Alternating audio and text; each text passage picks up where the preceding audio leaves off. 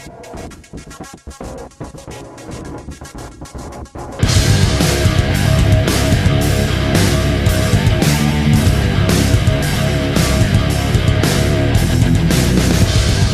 we going to talk about it? What? The elephant in the room. What elephant? Mom's new job. Whoa! I like Mom's new job! Bye, sweetie. I'll watch the kids, no problem. You know it's crazy, right? To help my family, I gotta leave it. To fix the law, I gotta break it. You've got to, so our kids can have that choice. Thank you, young man.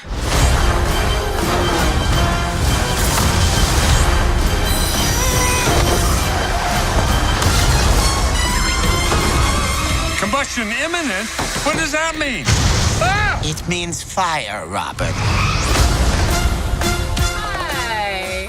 Welcome to Amy Loves. And Hi! Fuck!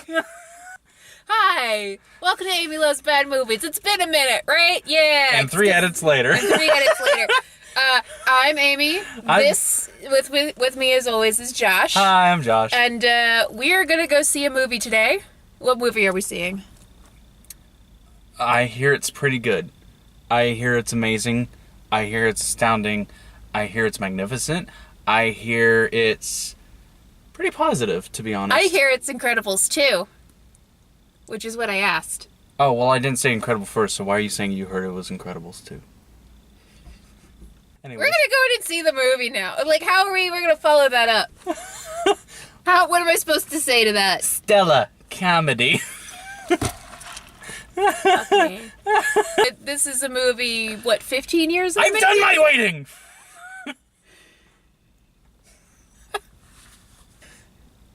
Anyways, yeah, so you might recall that we're fans of, like, Disney Pixar movies, especially with my fucking glowing review of Coco. Yes.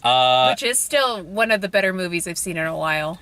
And Incredibles continues. The original Incredibles actually does continue to be such a great movie. It does. It does. It really does. And it had a lot of voiceover talent, including Sam Jackson, who never really like dipped in popularity, but it was during the time when it was just kind of like he wasn't as in demand as today. So this is one of his, oh yeah, fuck it, I'll take it. Snakes on a plane, yeah, fuck it, I'll do that. Movies. And it has turned out, I think, to be one of his more beloved because the man came right back for this as well. And from what I've heard, he has more to do, so that's pretty cool. What are you laughing at? He got dusted in Infinity War so he could be in this movie. Yeah, sorry guys, I need to go, like, I'm sick, I can't come in today. Fucking runs over the Pixar. Alright, let's do this stuff. No, he just bursts into Pixar. Where is my super suit? It's along the lines of like, alright, let's do this. I got them off the hook. You know, we're the same fucking employers. We understand if you want to do this as well. Not sponsored. Yeah. So anyways, it is getting it's getting increasingly hot in here. So we're gonna My glasses are starting to fog up. We're gonna go in and watch this movie and then come back out and be like, it was a great movie. You should go see it. That's the show. I'm also prepared for the epilepsy test that I'm about to go through. I did hear something about that. Just like close your eyes at that part or whatever. So yeah. Let's see. Health advisory warning. Incredibles 2 apparently has epileptic causing flashiness, stuff. Yeah. So, be safe. Okay, bye. Be back. When was the last time you slept? Who keeps track of that? Besides, he's a baby. I can handle it. I got this handled. So, you good then? You got everything under control, right? What the? Cookie. Cha-Cha want a cookie? We're back. Pretty good. Yay. So let's start with the short, because we need to talk about that. One second, I'm still, like, recoiling from how good the movie was. I'm sorry, hi. Hi, you're recoiling from how good it was? Yeah, just, I'm still in there in the movie. It was with a the really 60s good movie. Blaring with the 60s style superhero music blaring. No, in the just background. that was just all together really well put together. Anyways, the short. Sorry. So the short about a dumpling and his mother. Wow. Can we say we're gonna say spoilers for this? Because I'm pretty sure if you're going to see the movie, you've already decided that you're gonna see the movie. This is one of those where, like, you already know you're gonna go see the movie. Yeah. So okay, so short. Before we get into spoilers, it's good. It's worth the 15-year wait. Go. Okay, so the short should be easy to talk about. Yes. With the dumpling and the mama and all that other stuff. Yeah. Even that was really good. Yeah. Just really well animated, everything. Just. It made me cry. Like, I cried a lot before the actual movie started. After the movie started, I was fine. You were crying in the trailer. I was crying in the trailers. It's way the boo! Ah! But, no, the short was actually really sweet. It was a short film called Bow, I believe. Please don't eviscerate me if I mispronounce that. I understand that I am overwhelmingly white. Yeah. From what I understand, bao is the name of the type of dumpling. It's like a soup dumpling. Yeah. And, it's about this lady who, makes dumplings for herself and everything like that. And eventually one of those dumplings comes alive and starts screaming and everything. And she basically treats it like a child. Mm-hmm. And it goes through all the child things that you go through with having a child, and the child becoming rebellious and not wanting to spend time with you anymore. And she starts out kind of lonely. Her husband he's there. Yeah. Barely. He Wow. excuse me, he takes his lunch, eats it in like 3 bites, and then leaves her at the It's like, table. Whoop, I gotta go. Yeah. So. But it focuses on her, like, raising this dumpling child as her own. Mm-hmm. And at first it's really cute Yeah. and sweet, and he's such a cute little thing, and he follows her everywhere, and she shares like bread with him, and And it goes through the perils of her trying to make sure that he isn't, like, eaten or damaged. she's kind of sheltering him, and then he starts making friends with people outside of her little family unit. Yeah. And they have influence on him, and then he grows a goatee, and then Yeah. he finds a girlfriend, and when he's about to leave with the girlfriend, there's this big dramatic scene, and this is not where I cried because this actually made me laugh. She's holding his hand, she's like, don't leave, don't leave, don't leave, and then she fucking eats him. There's been no fucking dialogue up to this point other than a child screaming and everything like that. And all of a And sudden, then mom just just goes, swallow. "Oh!" And Very audibly. Music cuts out. No more Skywalker sound. Oh my god!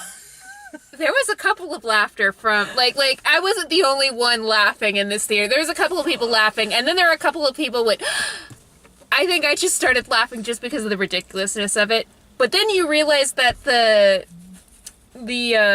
dumpling is a metaphor for her actual child, and the actual child shows up at the end. And that's when the tears started flowing, because it's obvious they had a bad falling out, and he brings her the sweetbread that they used to eat together, and they kind of make up.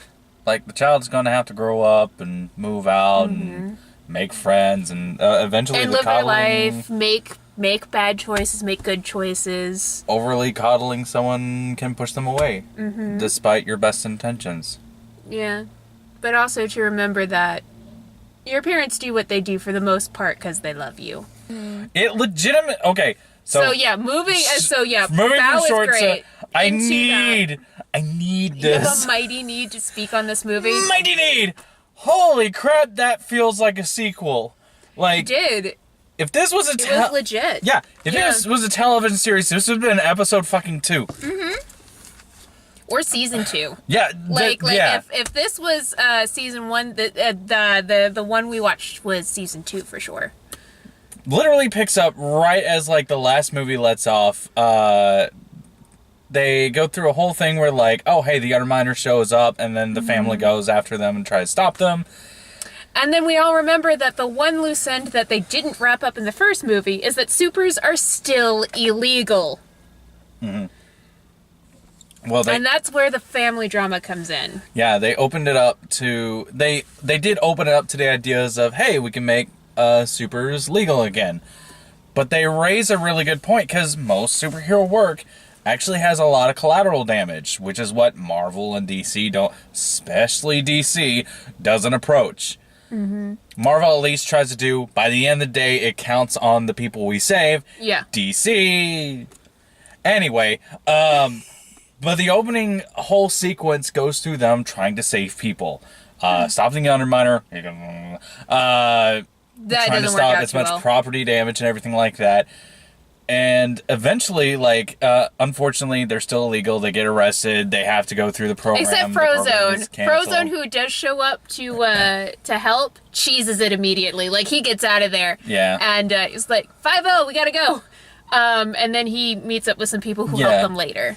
And yeah, he meets up with a couple folks who are like, no, we want to get, like, superheroes legalized again because our father believed in you guys and everything like that. So, and of course their father is like a Tony Stark type. Like he was a technology person and he had this company. And the son takes after him, where he loves superheroes, and he just wants to make it legal again because he wants to help save people. Yeah, and because his father tragically right.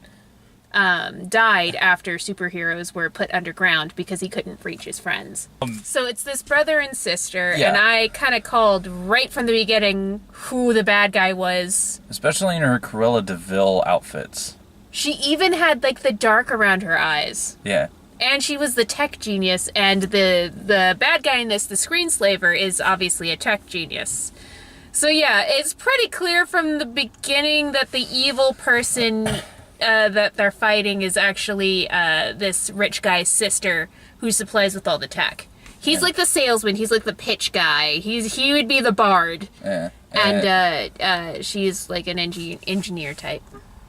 They raise a bunch of good points, and they're like, all right, we're going to get Elastigirl in on this, because, hey, she's probably liable to cause the least damage, which I thought was a really great point to bring across, because, yeah, I know, Elastigirl has the least destructive powers. Not only is her powers less destructive, she is usually more conscious of what they're destroying. And trying to prevent things from happening. Like, she'll fuck up her own shit all the time. Like, I think she makes her really fucking cool motorcycle explode at one point just to get on a train. Alright, well, bye, Bike. Nice knowing you. I was like, oh, well, at least she can retrieve it from the mountainside later. Boom! Fuck! They get Elastigirl and have her be like the face of the company until they can get supers up and going. They're kind of like lobbying for superhero rights. And Meanwhile, Rob has the kids. Yes. So he's like, I'm a decent parent. Things are going wrong. Things are going on. I'm a decent parent. Why did they change I'm a great parent. What's wrong with my daughter's hormones? I'm gonna be Jack has powers. So he starts having to deal with all this stuff going on, and he's like, oh, I can't deal with this. No, you know what? I'm gonna commit to it. I'm gonna be a great dad. And he does a great job. He does a turnaround. And then he starts burning out. Yeah, he's trying so hard that he can't sleep. He's not sleeping, and he needs help. And I think it's Frozone gets called over. One of the kids calls Frozone over and is like, help. And Frozone's like, take the baby to Edna. Yeah. They soon discover that Jack does have, like, a lot of powers. There is a moment in the movie... the freaking touch to the pop culture in this movie is astounding. They have the old kind of, like, black and white feel to, like, the in-universe animations. You have a surprise bit of film from, like, Johnny Quest. And they were even able to make things like tablets feel 60s-like technology. It's that sort of like weird lost tech era, kind of like Archer and the Johnny Quest and everything like that. Yeah. Which it's great. Basically one step up, or one generation up from like ray gun gothic. Yeah. Things go well in both ways. Elastigirl starts trying to find Screenslaver and shut him down. She gets to meet a bunch of other interesting looking superheroes that get called in. Void is killer. I like Void. Rob has to deal with the baby. They eventually manage to get like some way to get him a little bit under control, not entirely. And then it all kind of boils to a head when, hey, guess what? This person is the real villain all along. Woo! It was basically her plan all along to get all the superheroes on this boat with all these important leaders, and like they're making, like, it worked. They're making superheroes legal again, and it's awesome. And then now the superheroes hate us, and they're gonna kill us all. Because there's a big boom. They killed the ambassador. The Screenslaver's powers are hypnotism, and she uses screens to do that. So she slapped goggles on all the heroes, and it's up to the kids to save them. Another Lex Luthor, kind of like kind of, yeah, she's a very Lex Luthor type. So it's up to the kids, and the kids actually do pretty well on their own for a good chunk of time, and Jack does a few things that gets them saved. And then it comes down to, once they get the goggles off, you know. Yeah. They, there's a lot of, like, back and forth, like, oh, things couldn't get any worse. It got worse. Worse. How the hell are we going to get out of this situation? Hey, there's a way out. And just, it actually has a lot of ways to keep you on your toes. Like, and the action's decent, too. Like, these the are action's phenomenal. well choreographed action scenes. And they really took advantage of the fact that it's animation. You can actually make contact. So you can have shots where you see the contact of the punches. You see the weight. You feel the weight of people falling and hitting things, and so it goes up to this big climax, and of course it ends happily and all that other junk, but it's the ride to get to that part that's like awesome. Like, there was a lot of situations that they brought up, and it actually feels new, fresh, invigorating. I would watch a part 3. I would watch a part 3 right now. The part where, like, the brainwashed superheroes attacked the house while Frozone is trying to help protect the kids and everything like that. And the cool thing about that scene is everything was set up previously. You met the heroes that are mind controlled previously. Like, they didn't just drop those in your lap and be like, ooh, bad guys, plop. You met these people as people before they were brainwashed through Elastigirl. Usually, in any other sort of movie, that would have been a curtain call for, all right, who's gonna die in the next scene? Right. Instead, they get to stick around and be awesome in other ways. And this is... Why can't we have more movies like this? I don't know. Yeah. So yeah, go see it. Fantastic movie. Everything's good. There is character development. I think the only one who didn't really get a lot of character development is probably Dash, but he had a lot of character development previously. Yeah, Dash didn't have a lot to do in this film. He's also the only voice actor that they couldn't get to return because, you know, he grew up and his voice does not sound like an 8-year-old boy's anymore. Yeah. But the rest of the cast returned. Yeah, because, like, everyone had a really big part.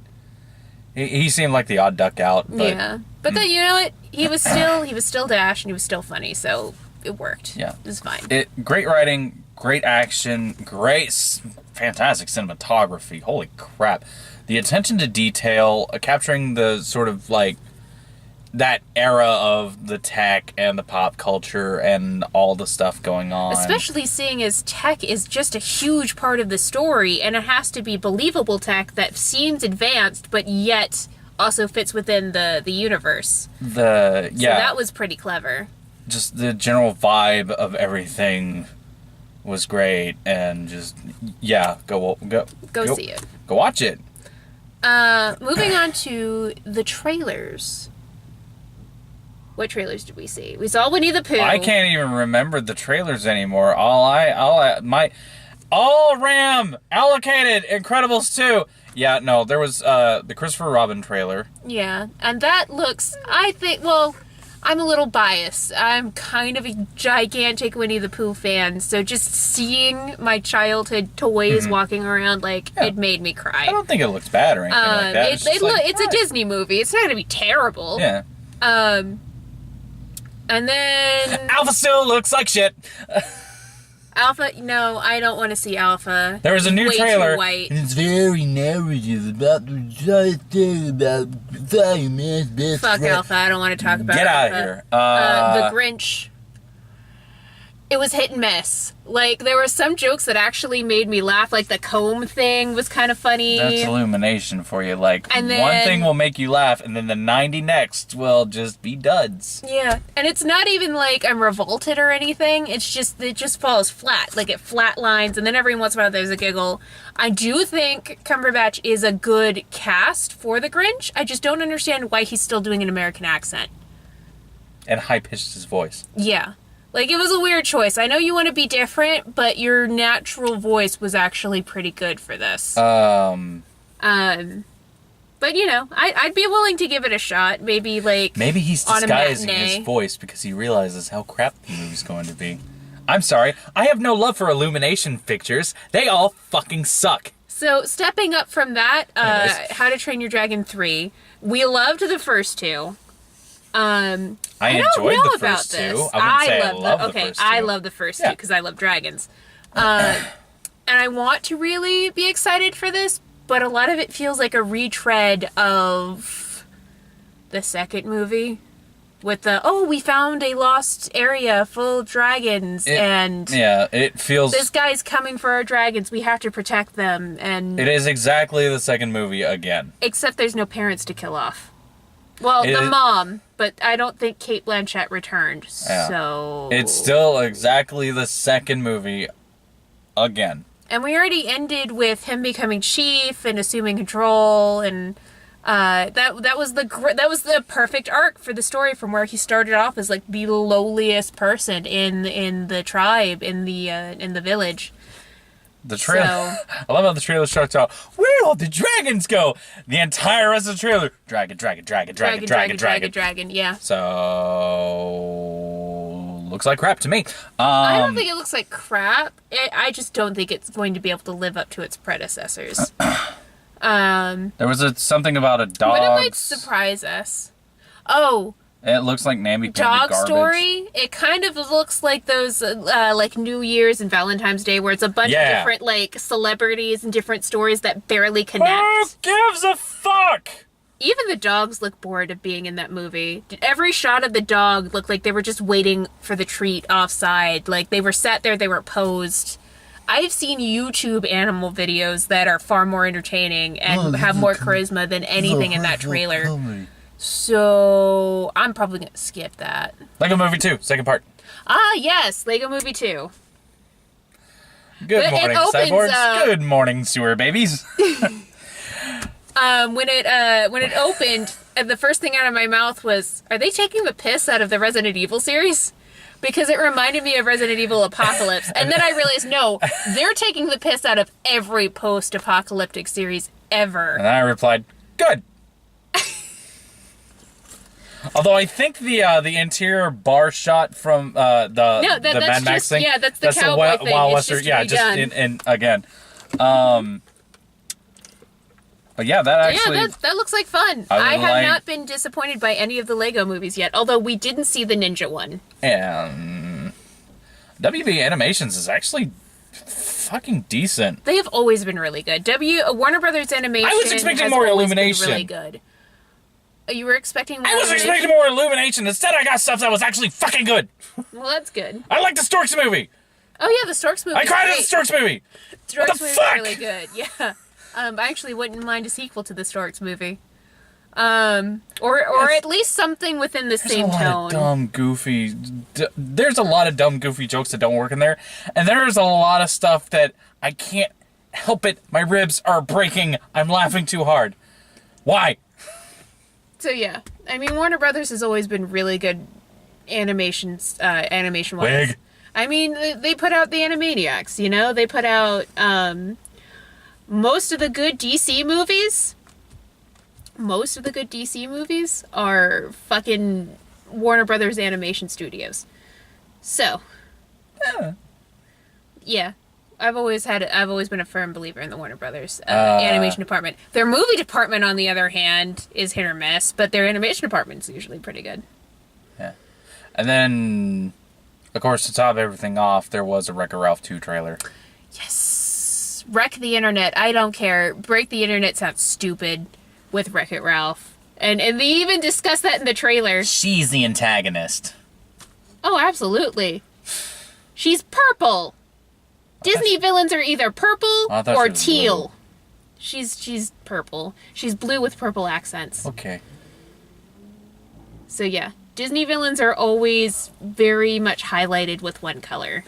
They're either green or red or purple. And she's purple. She's evil. Yeah. I love the scene with the princesses. Ralph's still the bad guy. Ah, puns! Anytime I get Cinderella creating a shank with her shoe, that's a good day for me. Is Penelope about to get glassed? Oh no! What is going on? But yeah, no. A stranger entered their room.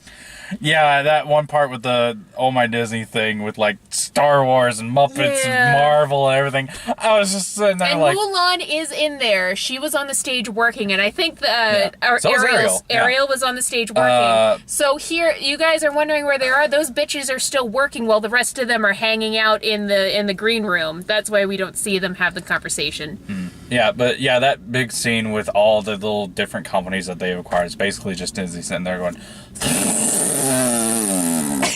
Sorry, I spit everywhere. And we enjoyed it, so there you go. I'm looking forward to that, if you can't tell. Alright, I don't know what the next review is going to be on. I'm kind of hoping it's going to be Tag, if we can catch that while it's still in theaters. Jeremy Renner broke his fucking arms for this movie, apparently. And that's why he wasn't in Infinity War. There's your real reason. He broke both his arms and couldn't film. They had to CGI the rest of them in, right? They had the CGI in his arms. But apparently it worked better than a fucking mustache. Anyways, that's been a review.